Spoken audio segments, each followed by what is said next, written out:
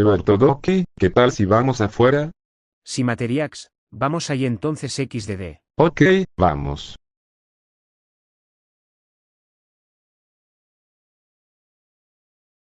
Bueno, una pregunta.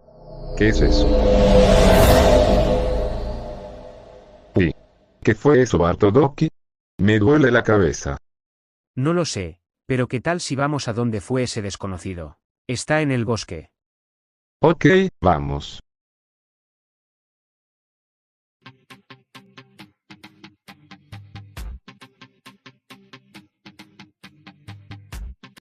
¿Qué hacen acá ustedes dos? Euslet, ¿qué haces en este bosque? Cállate. Qué aburrido, no sé qué hacer. Ya sé, usaré el teléfono de Materias para ver algo.